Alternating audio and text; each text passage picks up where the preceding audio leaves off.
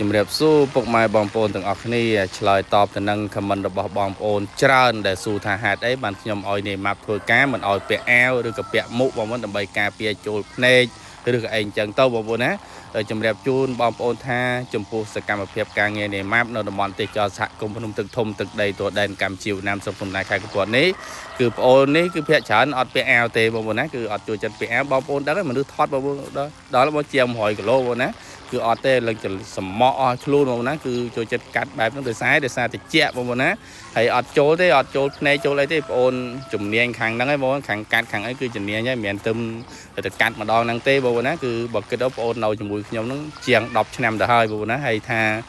ហេតុអីបានចេះតែប្រើគ្នាប្រើមិនចេះមើលមិនចេះយកចិត្តទុកដាក់ប្រយ័ត្នចូលភ្នែកចូលអីគឺអត់អីទេបងប្អូនណាគឺការពារបានល្អភ្នែកហ្នឹងគឺមិនឲ្យចូលទេបងប្អូនណាហ្នឹងហើយបងប្អូនមើលទៅហ្នឹងហើយជាង100គីឡូបងប្អូនណាហ្នឹងហើយការពារអីបានល្អមិនអីទេអត់ចូលភ្នែកទេលឹងកម៉ៅម៉ៅអស់ហើយមុខអីបងប្អូនណាអាសាណាបងប្អូនណានៅជាមួយខ្ញុំជាង10ឆ្នាំអាសាណាអាសាមែនទេបងប្អូនណាហ្នឹងហើយឲ្យតែអត់ការងារហ្នឹងសួរចុះថ្ងៃណាមានការងារទីធ្វើហ្នឹងហើយគឺជួយចិត្តបងប្អូនណាអរគុណច្រើនបងប្អូនអរគ្នា